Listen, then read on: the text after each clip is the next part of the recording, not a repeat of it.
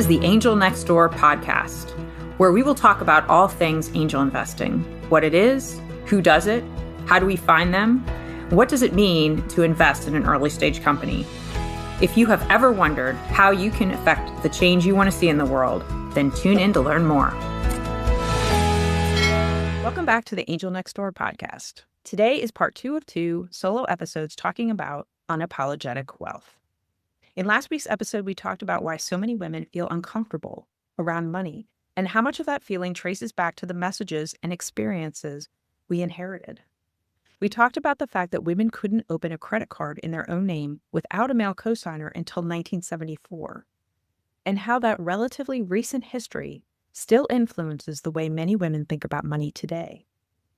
Once you start looking at that timeline, something becomes clear.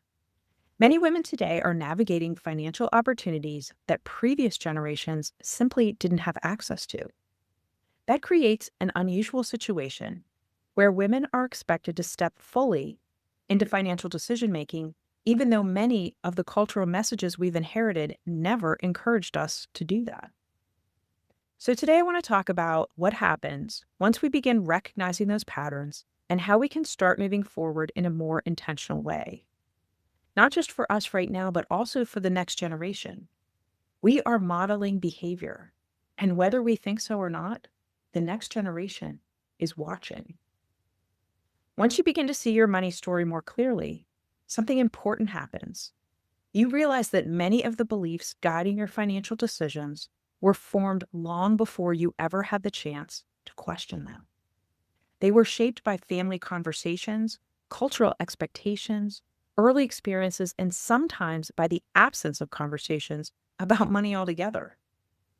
When those influences go unexamined, they quietly guide decisions about saving, spending, earning, and investing.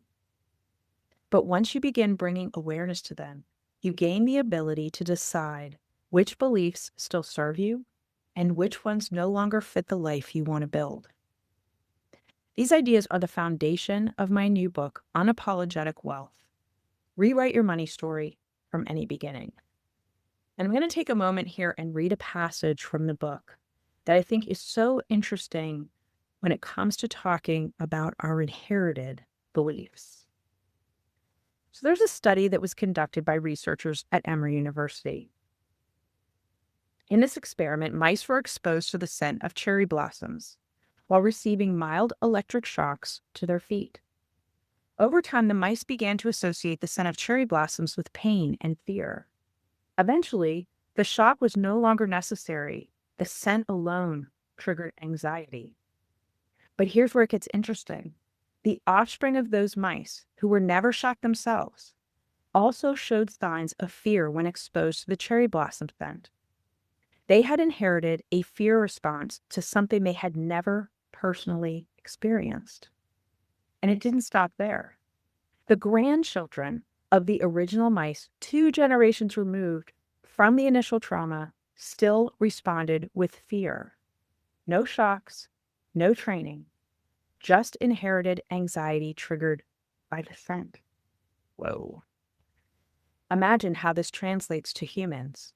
Not only have many women watched their mothers and grandmothers struggle with money, juggling bills, putting others first, or staying silent about financial decisions, but the idea of holding back has been deeply encoded. Through both lived experiences and, yes, epigenetics, which is what we just heard about with the mice, we inherit more than just memories. We inherit reactions, beliefs, and patterns. The message that money is not something to be bold with, but something to manage quietly and cautiously, often allows guilt to creep in.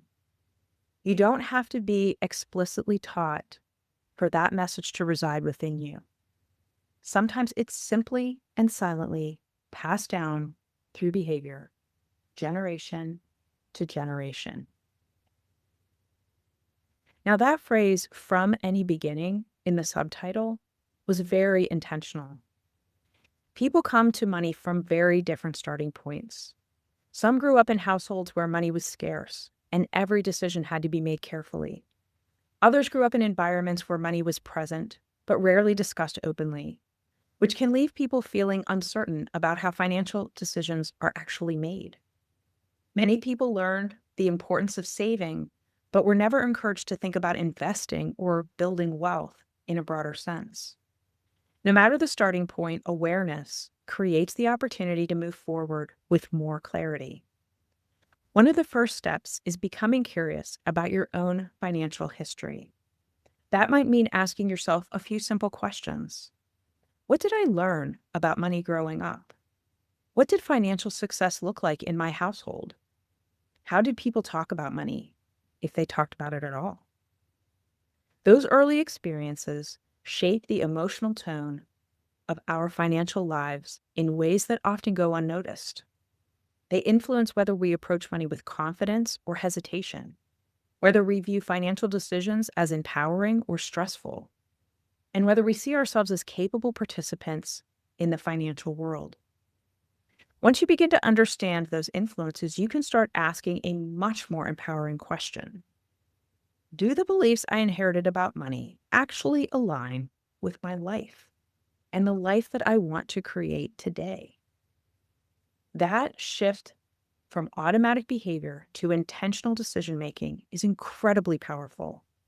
For example, someone might realize that they have been keeping a large portion of their savings in cash because it has always felt like the safest option.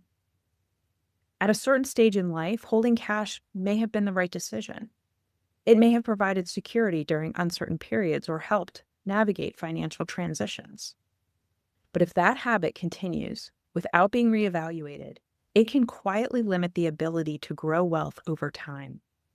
Inflation erodes purchasing power, and opportunities for long-term investment may be missed simply because a decision that once felt protective was never revisited. Intentional financial decision-making means periodically stepping back and asking whether our habits still align with our goals. Another important shift involves expanding how we think about wealth itself. When people hear the word wealth, they often imagine financial statements or investment accounts.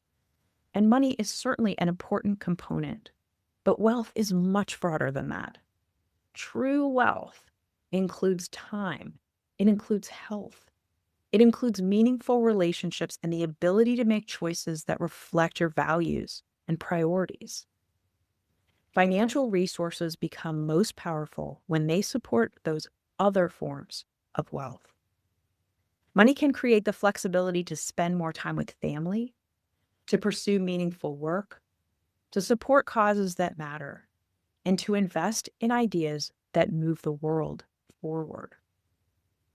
When money is aligned with those values, it becomes far more than a number on a balance sheet. It becomes a tool that supports a life designed with intention.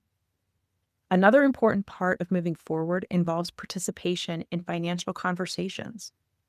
For many women, money has long been treated as a private or even uncomfortable topic.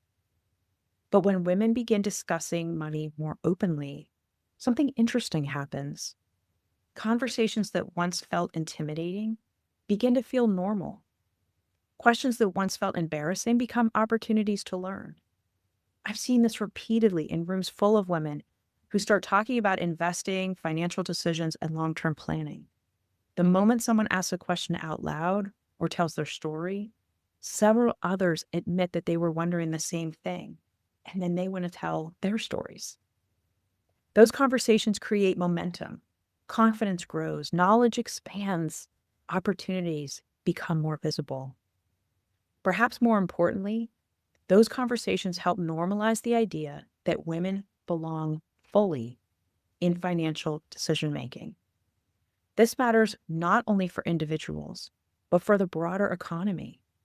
Women influence the majority of household financial decisions, and in the coming decades, women are expected to control a significant portion of global wealth.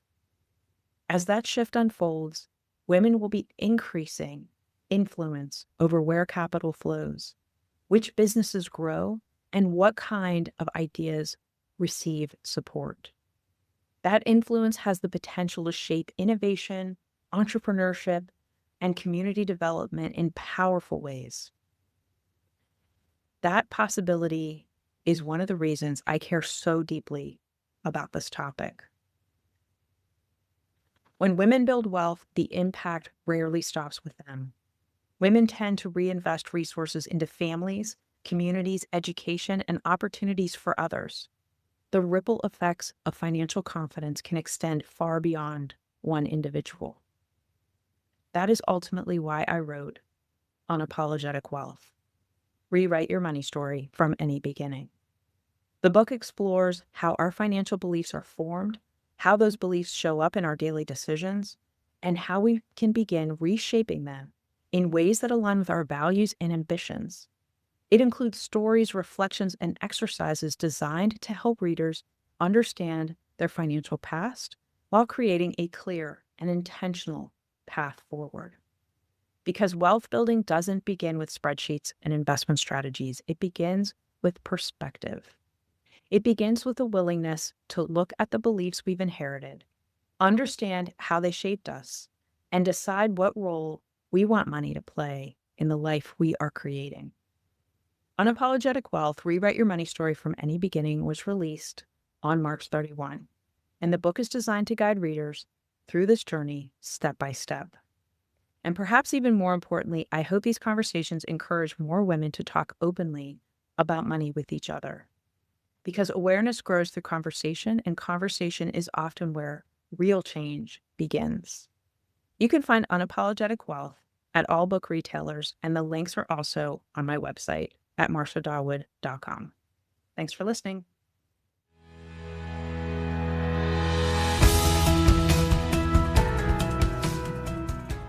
Thanks for listening. To connect with me, visit my website at marciadawood.com. And please subscribe, follow, and leave a review. It helps the podcast get seen by more people. And remember, you can also find the Angel Next Door podcast on YouTube too.